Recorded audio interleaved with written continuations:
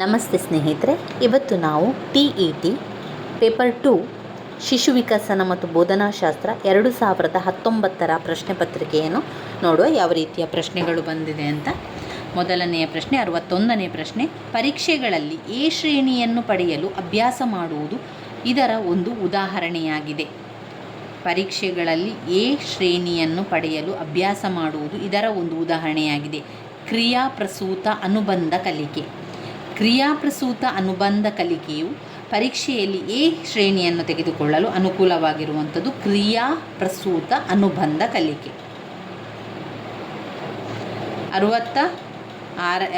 62ನೇ ಪ್ರಶ್ನೆ. ಬಾಹ್ಯ ಅಭಿಪ್ರೇರಣೆಗೆ ಒತ್ತು ನೀಡುವವರು ಯಾರು? ಬಾಹ್ಯವಾದ ಅಭಿಪ್ರೇರಣೆಗೆ ಒತ್ತು ನೀಡುವವರು ವರ್ತನವಾದ ಸಿದ್ಧಾಂತಗಳು.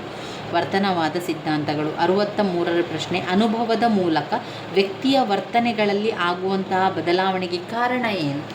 ಈ ಒಂದು ಕಾರಣದಿಂದಾಗಿ ವ್ಯಕ್ತಿಯಲ್ಲಿ ಅನೇಕ ವರ್ತನೆಗಳಲ್ಲಿ ಬದಲಾವಣೆ ಆಗ್ತದೆ, ಅದು ಕಲಿಕೆ ಎನ್ನುವಂಥದ್ದು ಅನುಭವದ ಮೂಲಕ ವ್ಯಕ್ತಿಯ ವರ್ತನೆಗಳಲ್ಲಿ ಆಗುವ ಬದಲಾವಣೆ. 64ರ ಪ್ರಶ್ನೆ. ರಚನಾತ್ಮಕ ಮೌಲ್ಯಮಾಪನವನ್ನು ಇದಕ್ಕೆ ಉಪಯೋಗಿಸುವಂಥದ್ದು. ರಚನಾತ್ಮಕ ಮೌಲ್ಯಮಾಪನವನ್ನು ಯಾವುದಕ್ಕೆ ಉಪಯೋಗಿಸುವಂಥದ್ದು? ಕಲಿಕಾ ಅಂಶವನ್ನು ಗುರುತಿಸಲು, ಕಲಿಕಾ ಕಠಿಣತೆಯನ್ನು ಗುರುತಿಸಲು ಮತ್ತು ಕಲಿಕಾ ಅಂತರವನ್ನು ಗುರುತಿಸಲಿಕ್ಕೆ ರಚನಾತ್ಮಕ ಮೌಲ್ಯಮಾಪನವನ್ನು ಇದಕ್ಕೆ ಉಪಯೋಗಿಸುವಂಥದ್ದು. ಇಲ್ಲಿ ಎರಡು ಉತ್ತರದಲ್ಲಿ ಕನ್ಫ್ಯೂಸ್ ಇದೆ. 65ನೇ ಪ್ರಶ್ನೆ. ಪರಿಪಕ್ವತೆಯು ಇದರ ನೈತಿಕ ಪ್ರಕ್ರಿಯೆಯಾಗಿದೆ. ಪರಿಪಕ್ವತೆಯು ವಿಕಾಸದ ಒಂದು ಪ್ರಕ್ರಿಯೆಯಾಗಿರುವಂಥದ್ದು. 66ನೇ ಪ್ರಶ್ನೆ.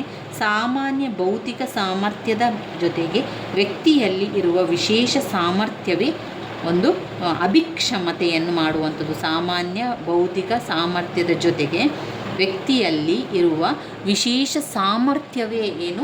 ಅಭಿಕ್ಷಮತೆ. 67ನೆಯ ಪ್ರಶ್ನೆ. ಪ್ರತಿಯೊಬ್ಬ ವ್ಯಕ್ತಿಯು ಹುಟ್ಟುವಾಗ ಪ್ರತಿಭಾವಂತನಾಗಿ ಹುಟ್ಟಿದರೂ ಕೂಡ ಅವರಲ್ಲಿ ಅರ್ಧದಷ್ಟು ಜನರನ್ನು ಈ ಶಿಕ್ಷಣ ವ್ಯವಸ್ಥೆಯು ಮೂರ್ಖರನ್ನಾಗಿ ಮಾಡುತ್ತದೆ ಎಂದು ಹೇಳಿದವರು ಬ್ಯಾಟಿಸನ್. ಮೂರ್ಖರನ್ನಾಗಿ ಮಾಡುತ್ತದೆ ಅಂತ ಹೇಳಿದವರು ಯಾರು? ಬ್ಯಾಟಿಸನ್. 68ನೇ ಪ್ರಶ್ನೆ. ತರಗತಿಯಲ್ಲಿನ ವಿದ್ಯಾರ್ಥಿಗಳ ನಡುವಿನ ಸಂಬಂಧವನ್ನು ಕಂಡುಹಿಡಿಯಲು ಬಳಸುವಂತಹ ತಂತ್ರವೇ ಸಮಾಜ ಮಿತಿ. ಒಂದು ಸಮಾಜದ ಸಂಬಂಧ ಅಂತ ಬಂದ ಕೂಡಲೇ ಅಲ್ಲಿ ನಮಗೆ ಸಮಾಜ ಮಿತಿ ಮಾಪನ ಅಂತ ನೆನಪಲ್ಲಿ ಇಟ್ಕೊಳ್ಬೇಕು. 69ನೆಯ ಪ್ರಶ್ನೆ. ಡಿಸ್ಲೆಕ್ಸಿಯಾ ಇದು ಓದುವುದಕ್ಕೆ ಡಿಸ್ಗ್ರಾಫಿ ಅಂದರೆ ಬರವಣಿಗೆ, ಡಿಸ್ಕ್ಯಾಲ್ಕುಲಿಯಾ ಅಂದರೆ ಅಂಕಗಣಿತಕ್ಕೆ, ಹಾಗೆ ಇದು ಡಿಸ್ಲೆಕ್ಸಿಯಾ ಅಂತ ಬಂದಿದೆ. ಡಿಸ್ಲೆಕ್ಸಿಯಾ ಎನ್ನುವಂಥದ್ದು ಓದುವುದಕ್ಕೆ ಸಂಬಂಧಪಟ್ಟಂಥ ಪರೀಕ್ಷೆ. 70ನೇ ಪ್ರಶ್ನೆ. ಆಟಿಸಮ್ ಎಂಬುವ ಒಂದು ಬಗೆಯ ಸಾಮಾಜಿಕ ರೋಗ ಸಮಷ್ಟಿ. ಸಾಮಾಜಿಕ ರೋಗ ಸಮಷ್ಟಿ ಆಟಿಸಮ್. 71ನೇ ಪ್ರಶ್ನೆ. ವಿಶೇಷ ಆದ್ಯತೆ ಉಳ್ಳ ಮಕ್ಕಳನ್ನು ಸಾಮಾನ್ಯವಾಗಿ ಮಕ್ಕಳೊಂದಿಗೆ ಜೊತೆಗೂಡಿಸಿ ಸಾಮಾನ್ಯ ತರಗತಿಗಳಲ್ಲಿ ಶಿಕ್ಷಕರು ನೀಡುವುದು ಅಂತ ಹೇಳಿದರೆ ಅದು ಒಂದು ಸಮನ್ವಯ ಶಿಕ್ಷಣ. ಅವರಿಗೂ ಕೂಡ ಒಂದೇ ರೀತಿಯ ಶಿಕ್ಷಣವನ್ನು ಕೊಡಲಿಕ್ಕೆ ಪ್ರಯತ್ನಿಸುವಂಥದ್ದು ಸಮನ್ವಯ ಶಿಕ್ಷಣ ಆಗಿರ್ತದೆ. ಸಮನ್ವಯ ಶಿಕ್ಷಣ. ವಿಕಾಸ ಅಂದರೆ ಏನು? ವಿಕಾಸ ಅಂದರೆ ಗುಣಾತ್ಮಕ ಬದಲಾವಣೆ. ವಿಕಾಸ ಎಂದರೆ ಗುಣಾತ್ಮಕ ಬದಲಾವಣೆ.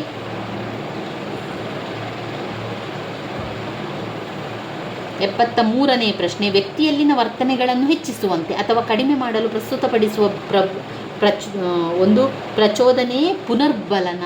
ವ್ಯಕ್ತಿಯಲ್ಲಿನ ವರ್ತನೆಗಳನ್ನು ಹೆಚ್ಚಿಸುವಂತೆ ಅಥವಾ ಅಲ್ಲಿ ಕಡಿಮೆ ಮಾಡಲು ಪ್ರಸ್ತುತಪಡಿಸುವಂತಹ ಪ್ರಚೋದನೆ ಪುನರ್ಬಲನ. 74ನೇ ಪ್ರಶ್ನೆ. ಕಲಿಯುವವನಿಗೆ ಸ್ಕಾಫೋಲ್ಡಿಂಗ್ ಎನ್ನುವ ಪ್ರಕ್ರಿಯೆ ಮೂಲಕ ಕಲಿಕೆಯನ್ನು ಸಹಾಯ ಮಾಡುವುದೇ ಭೌತಿಕವಾದ. ಬುದ್ಧಿಶಕ್ತಿಯ ಬಹುಅಂಶ ಸಿದ್ಧಾಂತವನ್ನು ಮಂಡಿಸಿದವರು ಥರ್ಸ್ಟೀನ್. ಬುದ್ಧಿಶಕ್ತಿಯ ಬಹುಅಂಶ ಸಿದ್ಧಾಂತವನ್ನು ಪ್ರಕಟಿಸಿದವರು ಥರ್ಸ್ಟೀನ್.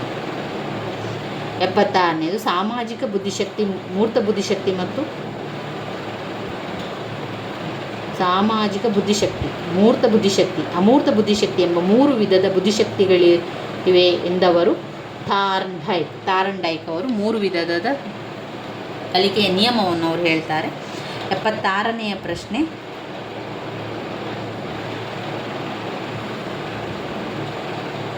ಥರ್ಸ್ಟೀನ್ ಥರ್ಸ್ಟಿನ್ ಅವರು ಬುದ್ಧಿಶಕ್ತಿಯ ಬಹುಅಂಶ ಸಿದ್ಧಾಂತವನ್ನು ಮಂಡಿಸಿದರು.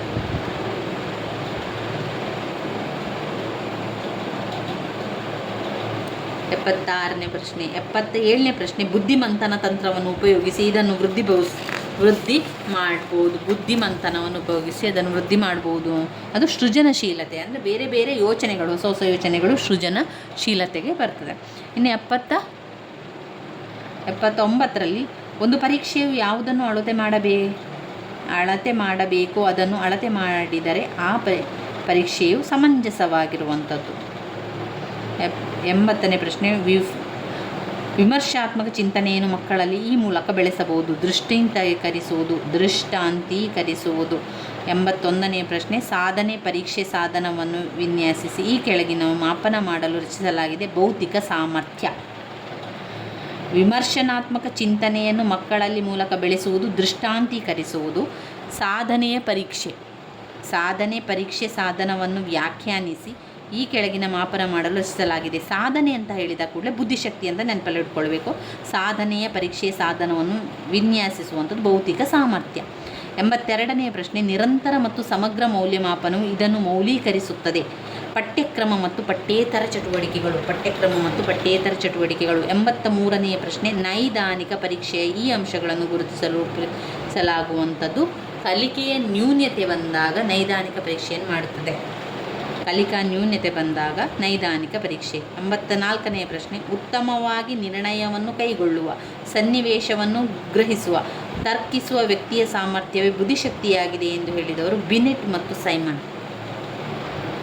85ನೇ ಪ್ರಶ್ನೆ. ಅಂತರ್ಮುಖ, ಇದಕ್ಕೆ ಸಂಬಂಧಿಸಿರುವಂಥದ್ದು ಅದು ಸಾಮಾಜಿಕ ಚಟುವಟಿಕೆ. 86ನೇ ಪ್ರಶ್ನೆ. ಜ್ಞಾನ ಅನ್ವಯ ಕೌಶಲ್ಯಗಳನ್ನು ನಿರ್ದಿಷ್ಟ ವಿಷಯದಲ್ಲಿ ಅಥವಾ ಅನೇಕ ವಿಷಯಗಳಲ್ಲಿ ಮಾಪನ ಮಾಡಲು ವಿನ್ಯಾಸಗೊಳಿಸಿರುವ ಪರೀಕ್ಷೆಯೇ ಸಾಧನಾ ಪರೀಕ್ಷೆ ಎಂದು ಹೇಳುವವರು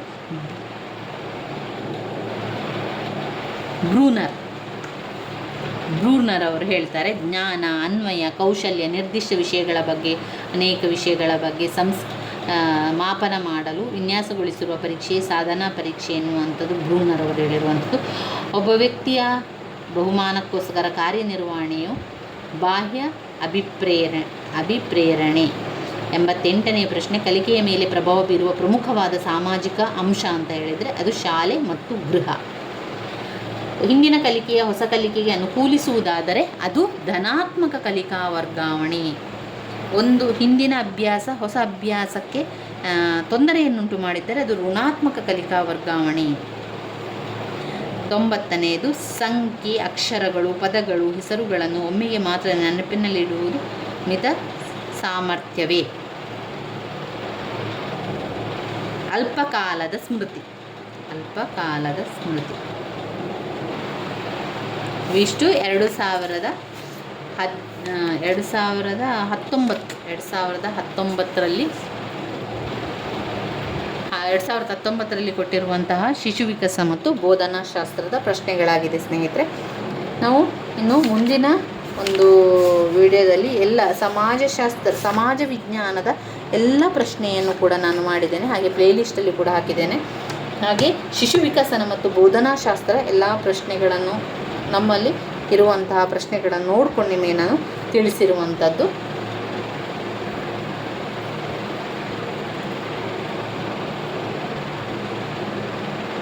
ನನ್ನ ವೀಡಿಯೋಸ್ ಎಲ್ಲ ನಿಮಗೆ ಇಷ್ಟ ಆಗ್ತಾ ಇದ್ದರೆ ಲೈಕ್ ಕೊಡಿ, ಶೇರ್ ಮಾಡಿ, ಹಾಗೆ ಸಬ್ಸ್ಕ್ರೈಬ್ ಮಾಡಲಿಕ್ಕೆ ಮರಿಬೇಡಿ ಸ್ನೇಹಿತರೆ. ಧನ್ಯವಾದಗಳು.